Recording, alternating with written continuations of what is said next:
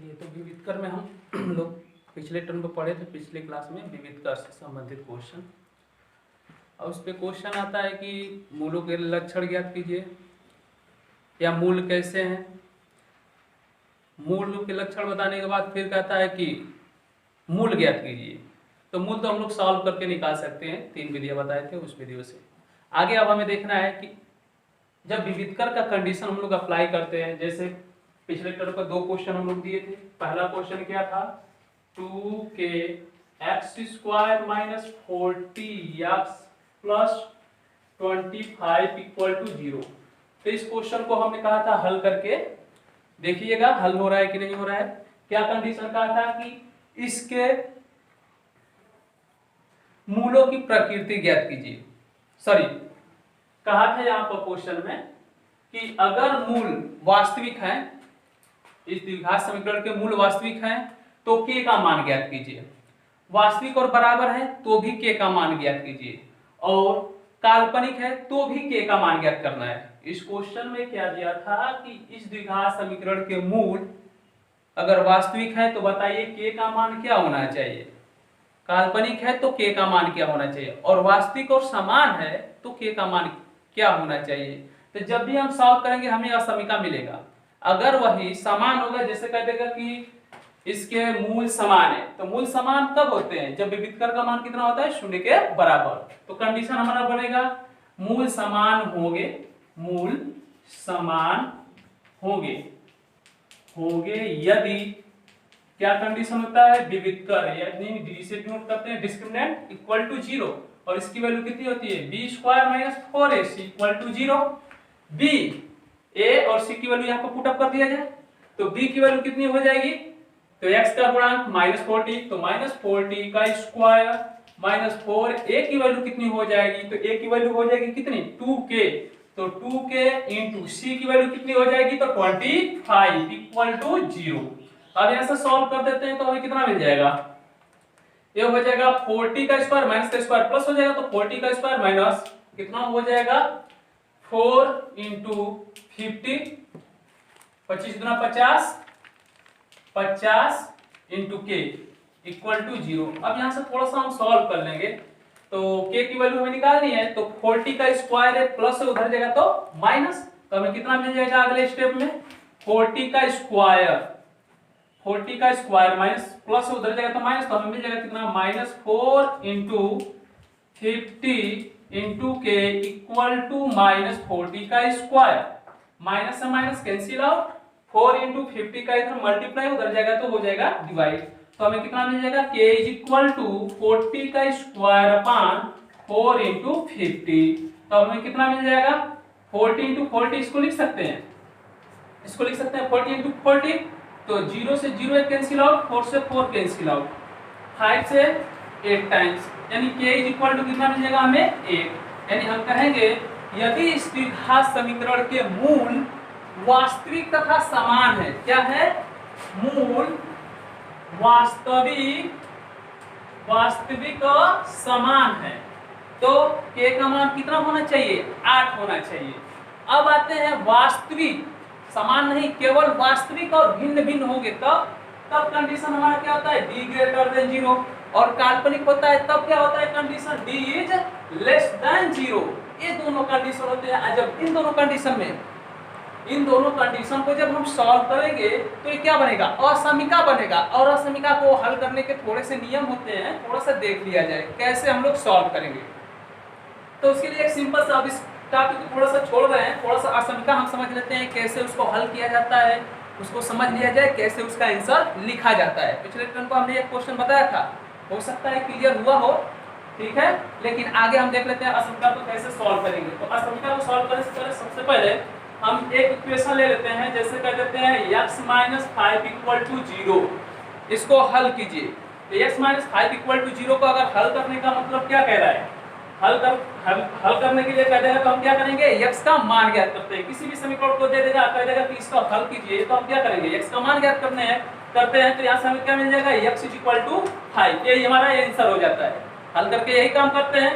तो अब हम लोग क्या करेंगे, अगर यही समीकरण न देके यहाँ पर चिन्ह बदल दे, कह दे x minus 5 is greater than 0, यानी x minus 5 is greater than 0, इसको हल कीजिए। तो इसका मतलब क्या है, यहाँ पर x इज इक्वल टू 5 इसका आंसर आया, तो इसका मतलब क्या है कि x इज इक्वल टू 5 इसका हल हो गया, यही x इज इक्वल टू 5 इसका आंसर हुआ। तो क्यों इसको कहते हैं कि x बराबर 5 इसका हल है, क्योंकि x बराबर 5 अगर इस समीकरण में रखेंगे, समीकरण भी एक कथन है और असमिका भी एक कथन है, तो अगर x बराबर 5 इस समीकरण में रखेंगे तो इसके दोनों पक्ष बराबर हो जाएंगे। यहाँ पर 5 रख देंगे तो कितना आ जाएगा, 5 माइनस 5 इक्वल टू 0, यानी 0 इक्वल टू 0, तो लेफ्ट हैंड साइड बराबर राइट हैंड साइड। इसीलिए हम कहते हैं कि x बराबर 5 इस समीकरण का क्या है, हल है। लेकिन अब यहाँ पर समीका नहीं असमीका हो गया, ग्रेटर देन हो गया। जब ग्रेटर देन हो गया तब क्या करेंगे, तब इसका क्या होगा, तो ये क्या कह रहा है, पहले कथन को हमें समझना होगा कि कथन में क्या कह रहा है। तो कथन में एक कौन सा साइड है, लेफ्ट हैंड साइड, और एक कौन सा साइड है, राइट हैंड साइड। तो इसमें क्या कह रहा है कि लेफ्ट हैंड साइड एक चिन्ह कौन सा है, ग्रेटर देन, यानी बड़ा है। x माइनस 5 बड़ा है किससे, 0 से।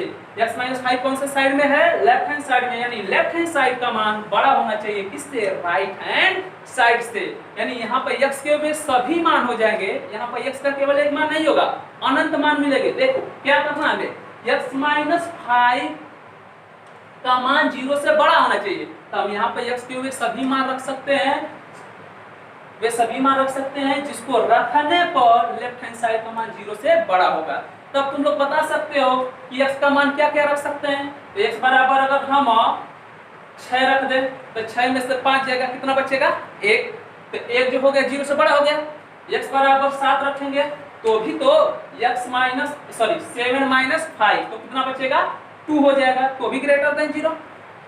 x बराबर 6 रखे तो 6 माइनस 5 कितना आएगा, 1, 1 0 से बड़ा है, तो ये हमारा आंसर हो जाएगा x बराबर 6।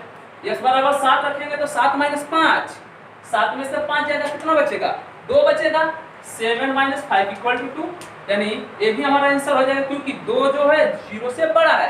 यानी अगर हम कह सकते हैं 8 रखेंगे तो भी हमारा आंसर हो जाएगा ना, क्योंकि 8 में से 5 जाएगा तो 3, 9 रखेंगे। इस तरह से कितनी भी बड़ी संख्या रखेंगे, बस हमें इस बात का ध्यान देना है कि वह संख्या जो भी रखें लेफ्ट हैंड साइड का मान 0 से बड़ा होना चाहिए। तो इस तरह से हमें केवल एक आंसर मिलेगा इस समीका का, नहीं असमीका का कभी भी एक हल नहीं होता है। समीकरण के हलों की संख्या फाइनाइट होती है, जिसे काउंट किया जा सकता है। जैसे इस समीकरण के कितने हल हैं, केवल x बराबर एक ही हल है, क्या, x बराबर 5, क्योंकि x बराबर 5 रखेंगे तभी यह कथन सत्य होगा। लेकिन यह असमीका है, और असमीका में x बराबर यहाँ पर 6 रख रहे हैं तो भी ये सत्य हो रहा है कथन, x बराबर 7 रखेंगे तो भी सत्य होगा, x बराबर 8 रखेंगे तो भी सत्य हो रहा है कथन, यानी ये सभी के सभी इस असमीका के हल होंगे।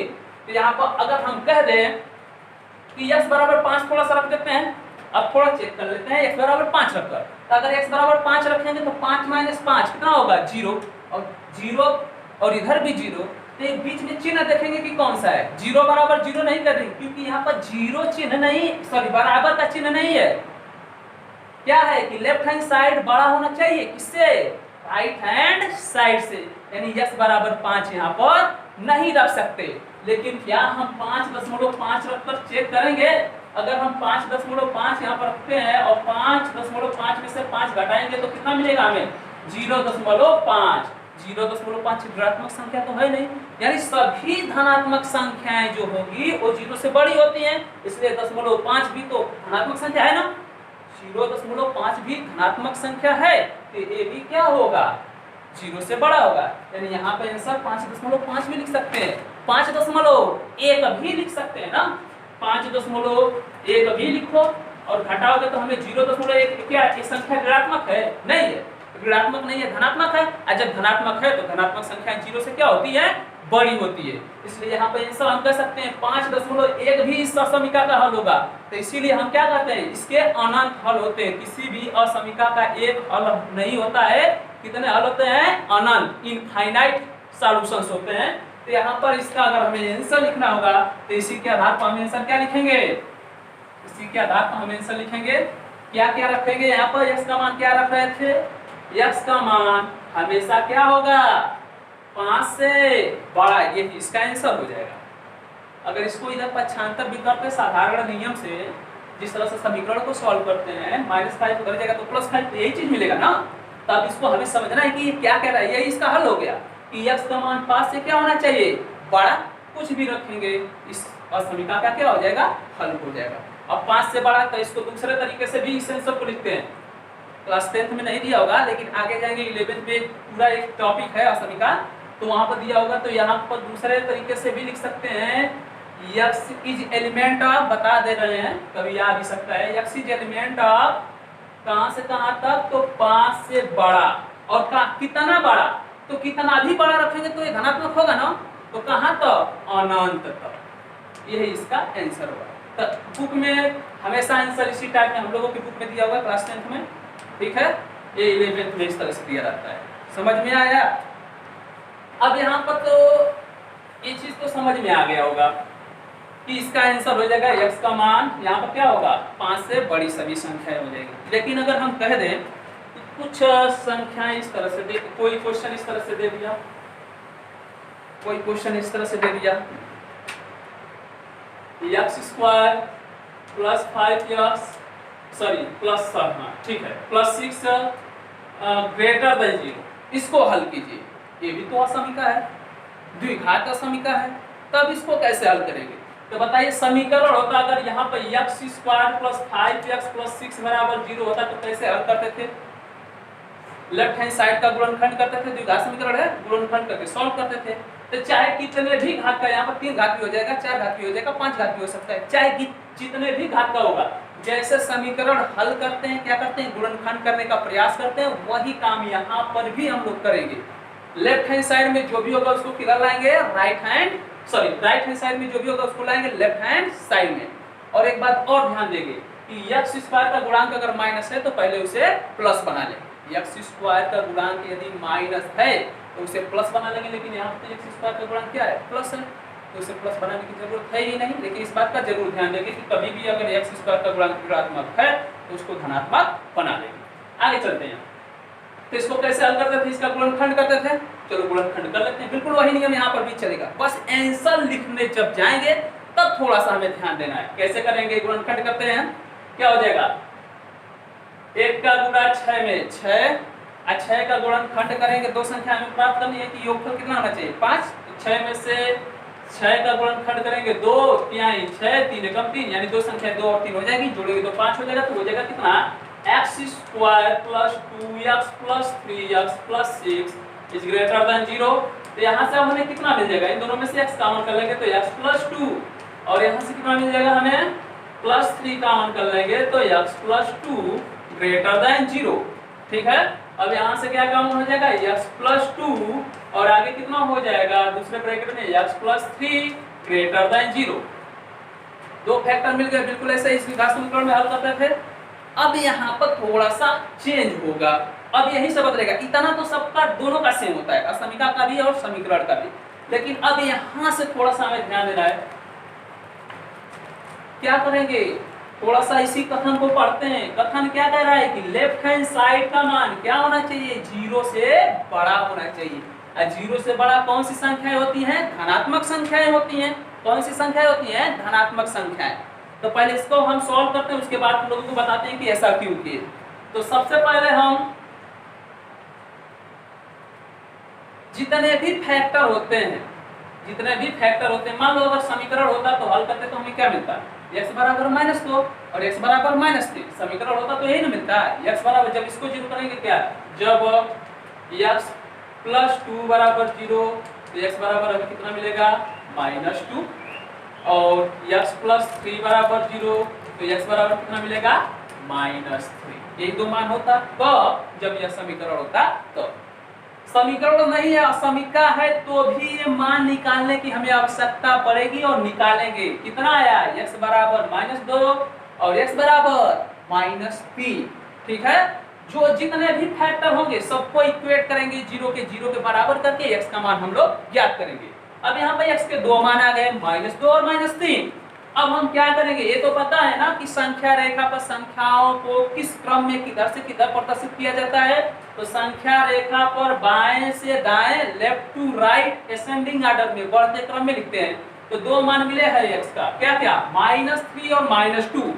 तो -3 और -2 मिला है, तो सबसे पहले बढ़ते क्रम में लिखना है लेफ्ट टू राइट, तो हम क्या करेंगे -3 छोटा होगा या बड़ा, तो सबसे छोटा पहले लिखेंगे, तो -3 पहले लिख दिया जाए, उसके बाद कितना लिखेंगे -2, उसके बाद क्या होगा alternate plus minus plus, alternate का मतलब एक के बाद एक प्लस लिखा तो दूसरा माइनस, उसके बाद एक प्लस, फिर दूसरा माइनस, प्लस माइनस प्लस, इसी को अल्टरनेट कहा जाता है, एक के बाद एक अंतर क्रम।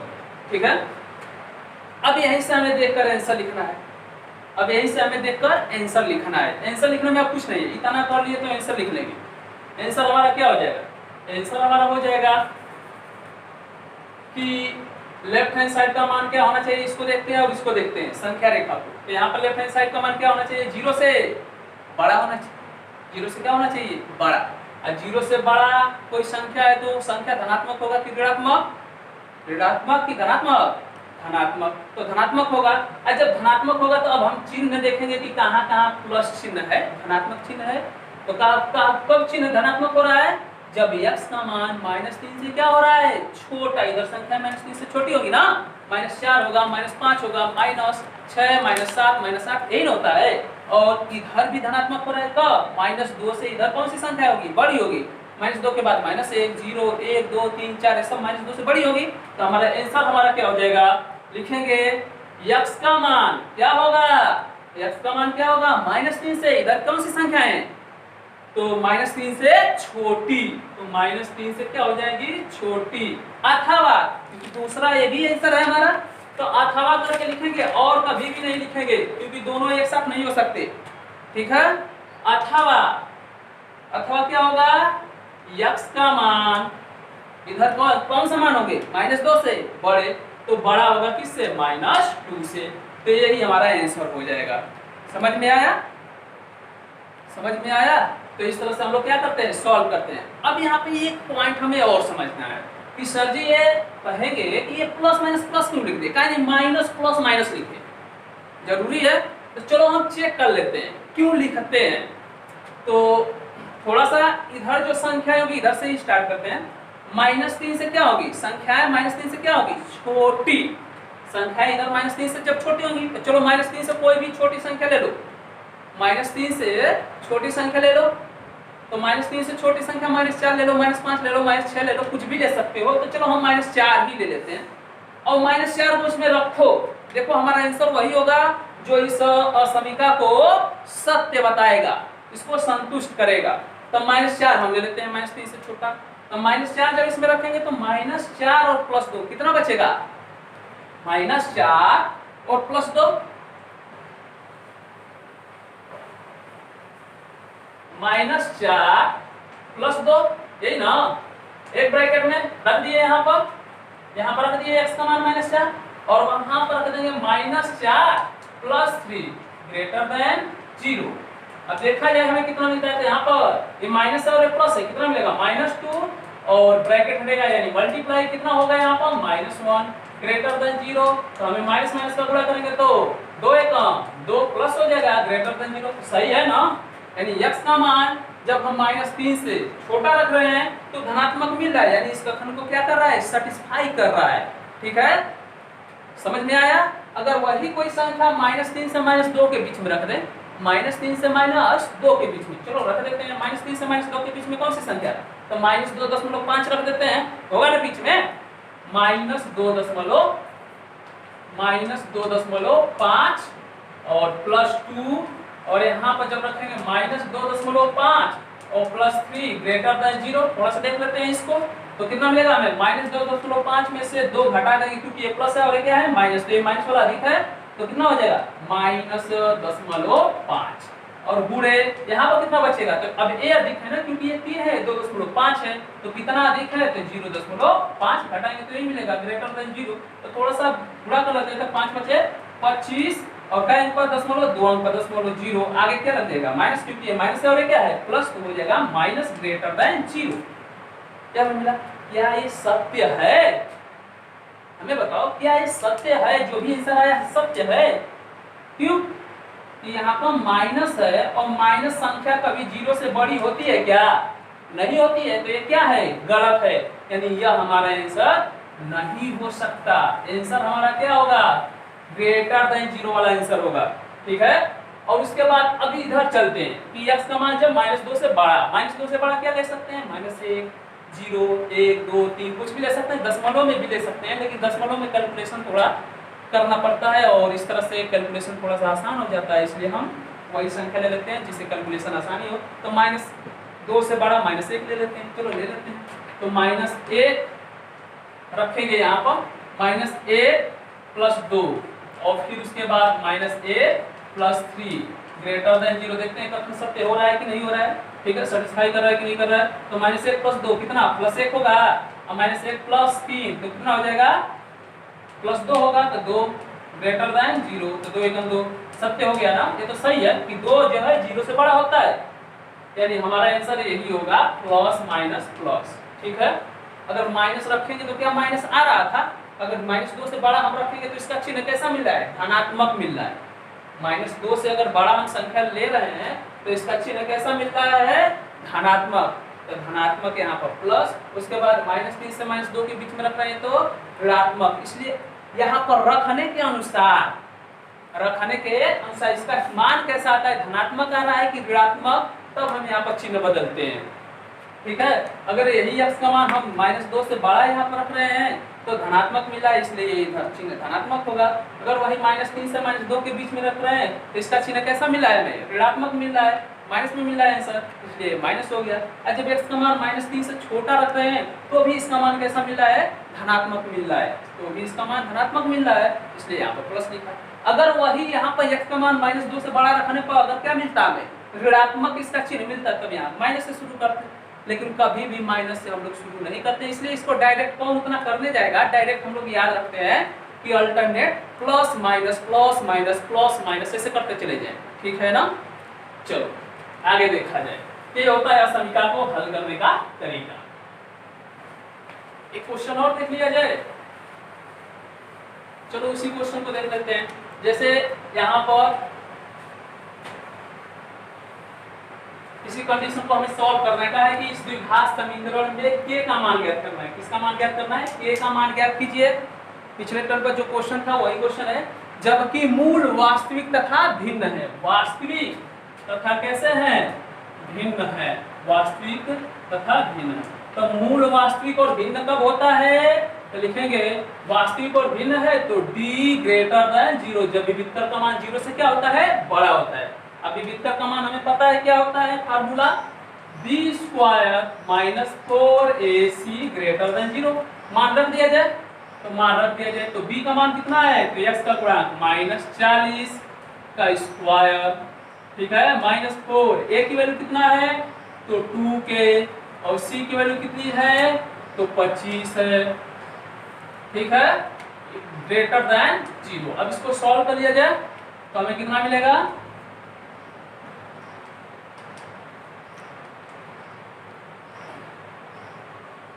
-40 का स्क्वायर तो 1600 हो जाएगा, या फिर 40 × 40 भी लिख सकते हैं। चलो 40 × 40 लिख लेते हैं। ठीक है, और उसके बाद माइनस तो हो जाएगा कितना, 25 × 50, और 50 चौके 200।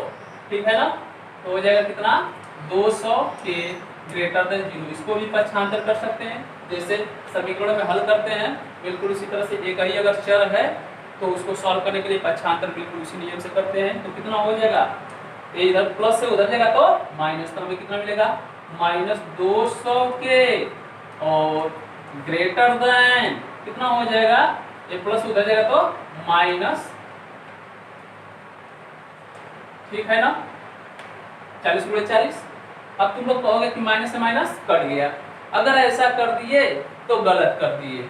माइनस से माइनस समीकरण में केवल कटता है, ठीक है ना, और समीकरण में कभी भी नहीं कटता है। जैसे अगर आप कह दे -1 बड़ा है किससे, -3 से, अब कह दो माइनस से माइनस कट गया तो 1 बड़ा है 3 से, यही ना मिलेगा। क्या ये सत्य है, गलत हो गया ना। 1 बड़ा होता है कभी 3 से नहीं, ठीक ना। -1 बड़ा है -3 से, लेकिन माइनस से माइनस काट देंगे तो असमिता में गड़बड़ी हो जाती है। 1 बड़ा नहीं है 3 से, ये उल्टा है, 1 बड़ा है 3 से यहाँ पर दिया है, जबकि क्या हमें लिखना चाहिए, 3 बड़ा है 1 से। तो इस बात का हम जरूर ध्यान देंगे कि यह समीकरण में माइनस से माइनस कभी कटता नहीं है, बल्कि अगर यहाँ पर -1 बड़ा है -3 से, तो माइनस से माइनस कभी काटते नहीं है यह समीकरण में। याद रखना, दोनों पक्षों में माइनस संख्या से गुणा कर देते हैं, माइनस से गुणा कर देंगे। जब माइनस से गुणा करेंगे तो माइनस माइनस प्लस, और ये माइनस माइनस ये भी प्लस। तो अब जो हमारा कथन बनेगा उसके अनुसार लिखेंगे। असमीका का चिन्ह बदल जाता है, जो बड़ा होता है वो छोटा हो जाता है, जो छोटा होता है वो बड़ा हो जाता है। इस बात का ध्यान जरूर देंगे कि जब भी असमीका में ऋणात्मक संख्या से गुणा करते हैं तो असमीका की दिशा बदल जाती है, अपोजिट हो जाती है। यानी -1 बड़ा हो जाता है किससे? -3 से। ठीक है, -1 बड़ा है -3 से, तो अब 3 बड़ा हो जाएगा 1 से, यानी असमीका का डायरेक्शन क्या हो जाता है? चेंज हो जाता है। आगे चलते हैं, तो अब यहाँ पर क्या करेंगे, लेकिन एक चीज और देख लेते हैं थोड़ा सा। -1 बड़ा है -3 से, अगर हम क्या कर दें, इसमें धनात्मक संख्या से ही गुणा कर देते हैं, 2 से गुणा कर देते हैं तो कितना हो जाएगा? -2, और यहाँ पर गुणा कर देंगे 2 से तो कितना हो जाएगा? 2 3 6 -6। अभी भी ये सत्य है, ठीक है ना? यानी धनात्मक संख्या से असमीका में गुणा करने पर कोई परिवर्तन नहीं होता है, लेकिन अगर ऋणात्मक संख्या से गुणा कर देंगे, -3 से इसमें गुणा कर दे तो -3 और 3 क्या है? 9, ये +9 हो जाएगा। कौन बड़ा हो जाएगा? असमीका का डायरेक्शन चेंज हो गया। तो कभी भी असमीका में हम क्या करते हैं, धन संख्या से गुणा करते हैं तो असमीका के डायरेक्शन को कोई प्रभाव नहीं पड़ता है। प्लस संख्या से गुणा करेंगे तो कोई प्रभाव नहीं पड़ेगा, जबकि ऋणात्मक संख्या से गुणा करने पर असमीका का डायरेक्शन बदल जाता है। वही नियम भाग के लिए भी है कि यदि असमीका में धन संख्या से भाग देंगे तो असमीका की दिशा पर कोई प्रभाव नहीं पड़ेगा, जबकि ऋण संख्या से भाग देंगे तो असमीका का डायरेक्शन विपरीत हो जाता है, उल्टा। तो हमारा क्या हो जाएगा, यहाँ पर -200 से दोनों पक्षों में भाग दे देंगे तो कितना हो जाएगा? यहाँ पर के बच जाएगा। यहाँ पर भाग देंगे तो ये तो पूरा कट जाएगा के, और -200 से भाग दे रहे हैं तो असमीका का डायरेक्शन क्या हो जाएगा? चेंज हो जाएगा। कितना हो जाएगा? -440 × 40 अपान कितना हो जाएगा? -200। अब दोनों एक साइड में माइनस आ गए तो अब माइनस से माइनस क्या हो सकता है? कैंसिल आउट हो सकता है, 0 से 0 और ये कट गया। ठीक है, तो हमें कितना मिलेगा? तो 2 चौके 8, यानी के का मान क्या होना चाहिए इस कंडीशन में? 8 से छोटा है। यही हमारा आंसर होगा कि के का मान 8 से छोटा होगा। कब? जब मूल वास्तविक तथा भिन्न होंगे तब। ठीक है, तो आंसर हमारा यही हो जाएगा कि के का मान 8 से क्या होना चाहिए? छोटा। अब यहाँ पर कह सकता है मूल काल्पनिक। मूल काल्पनिक, तो मूल काल्पनिक कब होगा? जब d इज लेस देन 0। जब d इज लेस देन 0, तो d इज लेस देन 0 तो बिल्कुल यही कंडीशन है, बस लेस देन 0 हो गया। तो अब यहाँ पर क्या मिलेगा हमें? b² - 4ac is less than 0, यही कंडीशन हमें मिलेगा, बस ग्रेटर देन की जगह पर क्या हो जाएगा? लेस हो जाएगा। तो थोड़ा सा लेस करके यहीं पर देख लेते हैं, लेस हो जाएगा, बस यहाँ पर लेस हो जाएगा। जब हाँ यहाँ पर ठीक है, अब ये लेस हो जाएगा, यहाँ पर चेंज किए, ठीक, लेस हो गया। अब यहाँ पर क्या कर रहे हैं? -200 क्या कर रहे हैं? दोनों पक्षों में भाग कर रहे हैं। जब -200 से दोनों पक्षों में भाग करेंगे तो असमीका का डायरेक्शन क्या होगा? चेंज हो जाएगा, यानी ग्रेटर हो जाएगा। अब ग्रेटर होगा तो यहाँ पर भी ये क्या होगा? ग्रेटर हो जाएगा, यानी के का मान 8 से क्या होना चाहिए? बड़ा होना चाहिए। इस द्विघात समीकरण का मूल काल्पनिक कब होगा? जब के का मान 8 से क्या होना चाहिए? बड़ा होना चाहिए। यही हमारा आंसर हो जाएगा। समझ में आया? चलो आगे देखा जाए। सेकेंड क्वेश्चन 20 पर दिए थे, एक क्वेश्चन और दिए थे, उसको भी देख लिया जाए।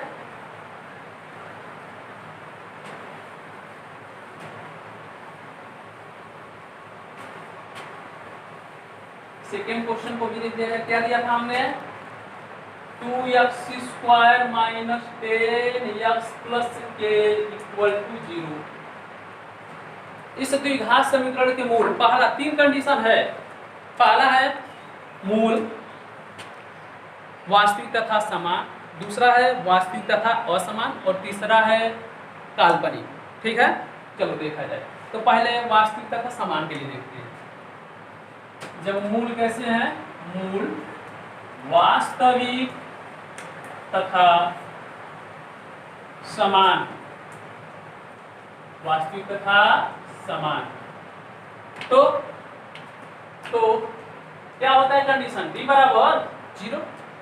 मूल वास्तविक होता है तो d बराबर 0, यानी b² - 4ac बराबर 0, b का मान कितना, तो x का गुणांक -10 का स्क्वायर माइनस 4, a की वैल्यू कितना, तो 2 है x स्क्वायर का गुणांक और c की वैल्यू k इक्वल टू 0, यहाँ से सॉल्व करेंगे तो माइनस का स्क्वायर प्लस 10 का स्क्वायर कितना हो जाएगा 100 और माइनस 4 गुना के 8 इंटू के बराबर 0। इसको इस समीकरण बन गया, इसको हल कर लेंगे तो प्लस से उधर जाएगा तो माइनस 8 के बराबर 100, सॉरी -100 तो यहाँ पर माइनस माइनस कट जाएगा तो 8 का इधर पूरा उधर जाएगा तो हाफ, तो k इक्वल टू कितना हो जाएगा 100/8, ठीक ना।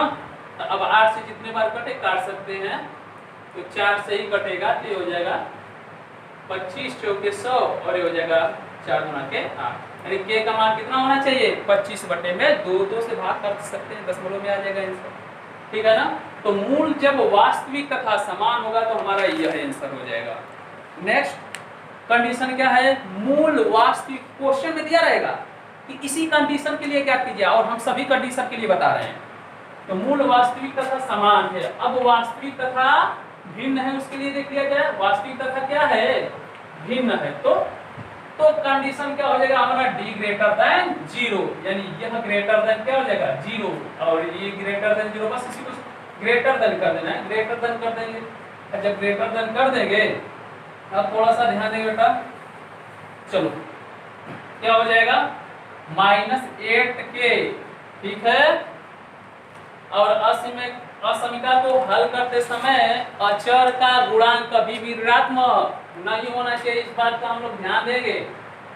असमीका को हल करते समय अचर का गुणांक कभी भी ऋणात्मक नहीं होना चाहिए। और इस असमीका में देखो अचर क्या है, वेरिएबल क्या है, तो k है और k का गुणांक कितना है -8 और अचर का गुणांक कभी भी ऋणात्मक नहीं होना चाहिए। तो अब इसको धनात्मक बनाएंगे और धनात्मक बनाने के लिए दोनों पक्षों में क्या कर देंगे माइनस से गुणा, जब दोनों पक्षों में माइनस से गुणा कर देंगे तो ये माइनस माइनस क्या हो जाएगा, ये +8k हो जाएगा, ठीक है ना, +8k हो जाएगा और एक प्लस से इसमें गुणा करेंगे तो माइनस से -100 हो जाएगा। और जब भी असमीका में माइनस से गुणा करते हैं दोनों पक्षों में, असमीका का दिशा क्या हो जाता है, बदल जाता है, उल्टा हो जाता है, ग्रेटर है तो लेस हो जाएगा। अब इसको सॉल्व कर लेंगे तो -100 उधर जाएगा तो +100, तो हमें मिल जाएगा 8k इज लेस देन 100, तो k 8 धनात्मक संख्या है और धनात्मक संख्या से 8 को यहाँ से हटाएंगे, इधर पक्षांतर करेंगे तो चलो ठीक है धनात्मक संख्या है, या कह सकते हैं 8 से दोनों पक्षों में क्या कर दे भाग दे दे, तो जब दोनों पक्षों में भाग देंगे तो 100/8 कट के कितना आ जाएगा, k इज लेस देन 25/2, यानी k का मान 25/2 से क्या होना चाहिए, 25/2 से क्या होना चाहिए, छोटा होना चाहिए, यही हमारा आंसर हो जाएगा, ठीक है। अब जब वास्तविक मूल वास्तविक तथा समान देखे, मूल वास्तविक तथा भिन्न देखे, तो जब वास्तविक तथा समान देखे थे तो k का आंसर कितना आया था 25/2 आया था, ठीक। और वास्तविक और भिन्न देखे तो मूल कैसा आया, सॉरी k का मान कितना आया 25/2 से छोटा आया। अब इस बात का ध्यान थोड़ा सा देंगे, क्या ध्यान देंगे कि कभी कभी ये कहता है कि मूल केवल ये कह देता है कि मूल वास्तविक है, न तो समान कहता है न ही असमान कहता है, केवल कहता है मूल वास्तविक है। तो मूल वास्तविक कब कब होता है, जब d का मान 0 होता है तो भी और d का मान ग्रेटर देन 0 होता है तो भी, यानी दोनों कंडीशन में क्या होता है मूल वास्तविक होता है। तो यहाँ पर दोनों कंडीशन एक साथ लेके चलेंगे, ठीक है, दोनों कंडीशन एक साथ, तब ग्रेटर और इक्वल, ग्रेटर और इक्वल, ग्रेटर और इक्वल, ग्रेटर और इक्वल, ग्रेटर और इक्वल, ग्रेटर और इक्वल लेके चलेंगे। तो इसका मतलब क्या हुआ कि k का मान 25/2 से छोटा भी होगा और यह इक्वल है तो 25/2 के बराबर भी होगा, तब हमारा यह आंसर होगा। कब, जब केवल इतना कहे कि मूल क्या है वास्तविक है, तब दोनों कंडीशन एक साथ, ठीक है। नेक्स्ट मूल क्या है काल्पनिक, मूल क्या है, मूल वास्तविक नहीं सॉरी काल्पनिक है, मूल काल्पनिक, काल्पनिक है। जब मूल काल्पनिक है तो तो कब वो मूल काल्पनिक होता है? जब d क्या होता है? Less than 0। यही कंडीशन होता है ना काल्पनिक के लिए। और जब लेस देन 0 तो क्या कर देंगे? लेस कर देंगे। अलग अलग सॉल्व करेंगे हम, यही पर कर दे रहे हैं क्योंकि वही इक्वेशन बनेगा। लेस देन 0, यहाँ पर लेस देन 0, लेस देन 0, यहाँ पर लेस देन 0, सॉरी माइनस से मल्टीप्लाई कर रहे हैं ना, ये लेस देन 0 तो होगा, ठीक है। लेकिन अब यहाँ पर हम क्या कर रहे हैं? दोनों पक्षों में माइनस से गुणा, तो माइनस से गुणा करेंगे तो ये प्लस होगा, और प्लस है तो माइनस। और जब किसी असमीकार के दोनों पक्षों में माइनस संख्या से गुणा करते हैं तो असमीकार की दिशा क्या हो जाती है? बदल जाती है, तो ग्रेटर देन हो जाएगा। तो अब यहाँ पर -100 यहाँ पर ग्रेटर हो जाएगा, यानी यहाँ पर ग्रेटर हो जाएगा, और यहाँ पर कितना हो जाएगा? ग्रेटर हो जाएगा, यानी a का मान 25/2 से क्या होना चाहिए? बड़ा होना चाहिए, तभी मूल इसका क्या होगा? काल्पनिक हो। तो इस तरह से विविध करके क्वेश्चन आएंगे और उसको सॉल्व कर लेंगे। आगे अब क्या होगा? अब तक तो द्विघात समीकरण दिया रहता था और क्वेश्चन सॉल्व करने के लिए कहता था। अब हमें द्विघात समीकरण बनाना है, देन सॉल्व करना है। यानी व्यवहारिक प्रश्न दे देगा कि दो प्राकृतिक संख्याओं के वर्गों का योगफल इतना है, तो बताइए वो दो संख्याएं कौन सी होंगी। इस तरह से दिया रहेगा, तो हमें द्विघात समीकरण बनाना है, तब हल करना है। उस पर एक दो क्वेश्चन और देख लेते हैं, ठीक है। जैसे एक क्वेश्चन दिया है कि दो ऐसे क्रमागत, ध्यान से सुनिएगा, दो ऐसे क्रमागत विषम धनात्मक पूर्णांक ज्ञात कीजिए जिनके वर्गों का योग कितना है? 290 है। क्या कहा है? दो क्रमागत विषम धनात्मक पूर्णांक ज्ञात कीजिए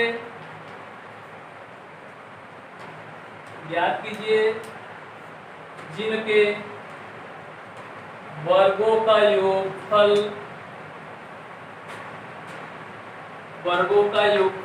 कितना है? 290 है। यानी हमें दो संख्याएं ज्ञात करना है, क्रमागत, कैसी? विषम धनात्मक। चलो इस क्वेश्चन को देख लिया जाए, क्या होगा? दो क्रमागत विषम संख्या। अब हम आएंगे विषम संख्याएं पर, ये सब हमें आना चाहिए। विषम संख्याएं, सम संख्याएं क्या होती है? तो विषम संख्याएं क्या होती है? वे संख्याएं जो दो से विभाज्य न हो, जैसे 1, 3, 5, 7, 9, ये सब क्या है? डॉट डॉट डॉट, ये सब विषम संख्या है। तो क्या कहा है कि क्रमागत विषम धनात्मक पूर्णांक। तो चलो ठीक है, तो अगर हम विषम पूर्णांक लिखें तो लिखते हैं थोड़ा सा 1, 3, 5, 7, 9 डॉट डॉट डॉट, ऐसे चलता चला जाएगा। तो यहाँ पर हम क्या देख रहे हैं? दो क्रमागत लेना है, तो कोई भी दो क्रमागत तुम ले लो, कोई भी दो क्रमागत लेंगे तो देखेंगे उन दोनों में कितने का अंतर है। तो ये 5 है तो 5, और यहाँ पर 7 ले लिए दोनों, तो दोनों में कितने का अंतर है? 2 का। यानी अगर हम इसको x मानेंगे तो इसको कितना मानेंगे? x+2, क्योंकि 2 इससे अधिक है। अगर ये x है तो ये कितना है? x से 2 अधिक है तो x+2, ठीक है ना। वही उल्टा भी कर सकते हैं, कोई जरूरी है कि इसी को x माने, इसको x मान लेंगे तो ये इससे 7 से 5 कितना कम है? x-2 भी ले सकते हैं, ऐसे भी ले सकते हैं। तो ज्यादातर केस में हम ऐसे ही लेते हैं, इसी तरह से क्वेश्चन सॉल्व करते हैं। तो जैसे सॉल्व करना चाहो सॉल्व कर सकते हो। तो चलो, हमें इस बात का ध्यान देना है कि क्रमागत विषम संख्याओं में कितने का अंतर होता है? तो 2 का अंतर होता है। तो 2 प्लस करके ले सकते हैं या फिर 2 माइनस करके। तो यहाँ पर हम मानेंगे कि माना दो क्रमागत, देखिए माना दो क्रमागत विषम पूर्णांक घन पूर्णांक, कौन कौन से मान लेंगे हम लोग? कितने का डिफरेंस था? 2 का घन पूर्णांक क्या क्या है? x तथा x+2 है। तो क्वेश्चन में क्या कह रहा है? दो क्रमागत विषम धनात्मक पूर्णांक ज्ञात कीजिए जिनके वर्गों का योगफल 290 है। कितना है? 290 है। लिखेंगे किसके अनुसार? प्रश्नानुसार। प्रश्न में कह रहा है अकॉर्डिंग टू क्वेश्चन हम क्या बनाएंगे? इक्वेशन बनाएंगे। तो इनके वर्गों का योगफल, यानी दो संख्याएं जो हम लिए इनके वर्गों का योगफल, तो क्या हो जाएगा? x का वर्ग प्लस दूसरी संख्या कितना? x+2 का वर्ग, और इन दोनों का योगफल कितना? तो कितना हो रहा है? 290। अब बस इसी को सॉल्व कर लेंगे, द्विघात समीकरण बना लेंगे और उसको सॉल्व कर लेंगे। तो सॉल्व करते हैं कितना हो जाएगा एक्स स्क्वायर और यहाँ पर प्लस ए प्लस बी का होल स्क्वायर, तो कितना हो जाएगा एक्स स्क्वायर 2 का स्क्वायर 4 हो जाएगा और 2ab तो 2 गुना के 4x तो हो जाएगा plus 4x is equal to कितना 290। X square plus x square कितना हो जाएगा तो 2x स्क्वायर और उसके बाद प्लस 4x और उसके बाद प्लस 4 और 290 उधर प्लस है तो द्विघात समीकरण बनाने के लिए सबको एक तरफ पक्षांतर करते हैं, ट्रांसपोजिशन करते हैं, तो ये आएगा तो प्लस, इधर आएगा तो माइनस, तो 290 में से 4 घटा देंगे क्योंकि ये तो प्लस है, वो आएगा तो माइनस हो जाएगा, तो हमारा कितना हो जाएगा माइनस 286 इक्वल टू 0। अब यहाँ पर हम दोनों पक्षों में 2 से भाग दे सकते हैं क्योंकि 2 कॉमन है सब में, तो हमारा कितना बन जाएगा यहाँ पर हो जाएगा एक्स स्क्वायर प्लस 2x और यहाँ पर 2 एकम 2 चौके 8 2 3 6 इक्वल टू 0। अब इसको किसी भी विधि से सॉल्व कर सकते हैं, ठीक है, चाहे तो पूर्णवर्ग विधि से, चाहे तो श्रीधराचार्य फार्मूले से, चाहे तो गुणनखंड विधि से। श्रीधराचार्य फार्मूला सबसे आसान है, वही अप्लाई करते हैं, ठीक है, सॉल्व करते हैं। तो चलो x का मान निकालते हैं, तो x बराबर कितना होता है माइनस बी, तो माइनस बी, तो माइनस बी का मान कितना 2 plus minus root b square minus 4ac, तो बी स्क्वायर यानी 2 का स्क्वायर कितना 2 का स्क्वायर माइनस 4, a की वैल्यू कितनी है तो 1 है और c की वैल्यू कितनी है तो माइनस 143 बटे में 2a, तो 2 और a की वैल्यू कितनी है 1 है, तो हमें कितना मिल जाएगा x equal to minus 2 plus minus root 2 का स्क्वायर 4 हो जाएगा और माइनस 4 सॉरी माइनस माइनस क्या हो जाएगा प्लस हो जाएगा, तो प्लस हो जाएगा और 4 गुणे 1 4 होगा गुणे 143 तो गुणे 143, ठीक है, और नीचे हो जाएगा 2 एकम 2। अब एक काम और कर लेते हैं, ऊपर से अगर देखा जाए तो यहाँ पर भी 4 यहाँ पर भी 4, दोनों में से 4 चाहे तो कॉमन कर लेंगे और जब 4 दोनों में से कॉमन करेंगे और 4 को जब कड़ी से बाहर ले जाएंगे तो 4 का वर्गमूल कितना होगा, कड़ी है तो बाहर जाएगा तो 4 का वर्गमूल कितना 2, हमें मिल जाएगा -2 प्लस -2 कड़ी में 4 यहाँ पर था 4 कॉमन कर लिए तो बचेगा यहाँ पर 1 और यहाँ पर प्लस 4 तो यहाँ से कॉमन कर लिए तो कितना हो जाएगा 143 और पूरे के बटे में कितना 2, अब ऊपर भी फिर से 2 कॉमन कर सकते हैं, तो जब 2 कॉमन कर लेंगे तो -2 प्लस माइनस 1 मिनट 2 कॉमन कर लेते हैं, जब 2 कॉमन करेंगे तो यहाँ पे कितना बचेगा -1 और यहाँ पर प्लस माइनस कितना हो जाएगा, तो 2 कॉमन कर लिए तो रूट में कितना 1 और 143 प्लस है तो 144 और बटे में 2, 2 से 2 क्या हो जाएगा कैंसिल आउट कट गया। अब हम सॉल्व कर देंगे तो x इक्वल टू कितना मिल जाएगा हमें -1 प्लस माइनस 144 का वर्गमूल कितना 12 बटे में कट गया है तो बटे में कुछ आएगा ही नहीं, देखो प्लस चिन्ह लेने के और एक बार माइनस चिन्ह, तो लिखेंगे प्लस चिन्ह लेने पर प्लस चिन्ह लेंगे तो हमें कितना मिल जाएगा x इक्वल टू -1 प्लस 12 यानी कितना हो जाएगा 11, ठीक है, और माइनस चिन्ह लेंगे तो माइनस चिन्ह लेंगे तो हमें कितना मिलेगा x इक्वल टू -1 माइनस 12 यानी आंसर कितना मिलेगा -13। क्या ये सत्य है, क्योंकि क्वेश्चन में कहा था कि 2 क्रमागत विषम धनात्मक पूर्णांक चाहिए और हमारा आंसर यहाँ पर x इक्वल टू 11 आया तो ये धनात्मक है और ये क्या है ऋणात्मक, यहाँ पर लिख देंगे क्या है अमान्य है, ये हमारा आंसर नहीं होगा, यह अमान्य आंसर हमारा क्या होगा x बराबर 11, x बराबर 11 लेंगे तो अब हमें 2 संख्याएं ढूंढनी थी या ज्ञात करना था, तो 2 संख्या x बराबर 11 हो गया तो दूसरी संख्या क्या हो जाएगी x प्लस 2, तो दूसरी संख्या लिखेंगे पहली संख्या x बराबर 11 और दूसरी संख्या क्या हो जाएगी, तो दूसरी संख्या कितनी हो जाएगी x प्लस 2 यानी x का मान रख देते हैं तो 11 धन 2 बराबर 13 यानी हमारा 2 मान मिल जाएगा क्या x बराबर 11 होगा और x बराबर 13, 2 संख्या 11 और 13 हो जाएगा। तो इस तरह से क्वेश्चन दिया रहेगा तो उसको हम क्या करेंगे द्विघात समीकरण बनाएंगे और द्विघात समीकरण बनाने के बाद हल करेंगे और ये बात जरूर देखेंगे कि धनात्मक का है कि क्या कहा है ऋणात्मक का है। तो अगर ऋणात्मक नहीं कहता धनात्मक कहता है तो हम धनात्मक वाली ही वैल्यू लेंगे, ऋणात्मक आएगा तो उसको क्या कर देंगे, अमान्य कर देंगे, वो हमारा आंसर नहीं होगा। ठीक है, नेक्स्ट